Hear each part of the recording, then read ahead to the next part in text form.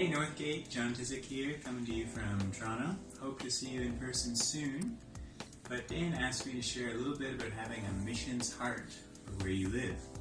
And sometimes when we think of missions, we think about someone going far away, maybe living in a jungle, translating the Bible for an indigenous tribe.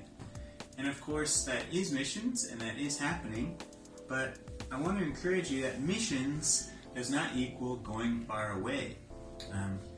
If you're a Christian, you are a part of God's mission of reconciling the world to Himself, and therefore in some respect you are a missionary.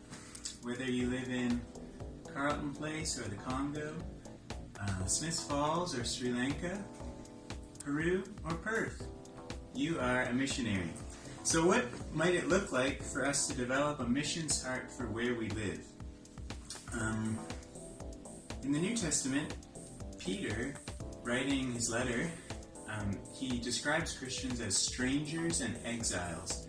And John, of course, talks about being in the world but not of the world.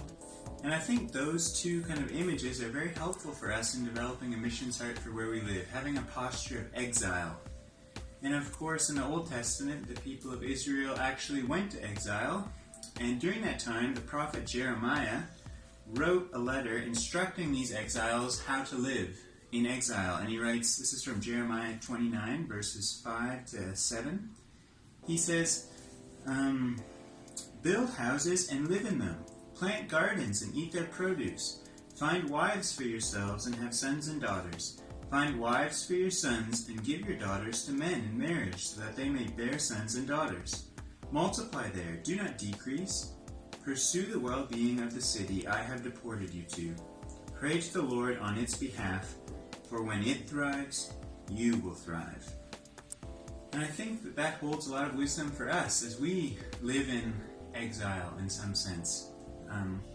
So I challenge you to get immersed and invested in the community where you live. Do you know your neighbors, whether they live down the hall or across the road or just further down the county? Do you know them?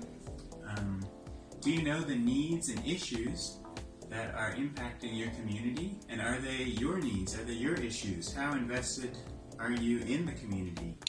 And these are challenging questions for me, and I think for my family, as living in the big city, everyone's always just minding their own business, especially during COVID.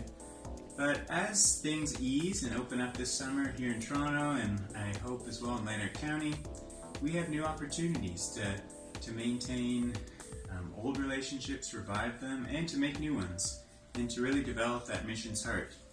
And secondly and lastly, I'd really encourage you to pray. And if you've heard Dan preach, I'm sure that's no strange exhortation to you. But fundamental to everything is prayer. Jesus taught us to pray, let your kingdom come, let your will be done on earth as it is in heaven. And likewise we can pray, let your kingdom come, let your will be done in Lanark County as it is in heaven. We can also ask God, what is your heart for this place, for these people, for these co-workers, for these cousins of mine, or whatever it may be. We can pray for people, we can intercede for people, we can pray for the issues that are affecting us in our town, our community. So have a posture of exile and prayer, and I pray that you would be faithful exiles, have a missions heart for Lanark County, and be a faithful outpost to God's kingdom wherever you are. Hope to see you soon in person this time.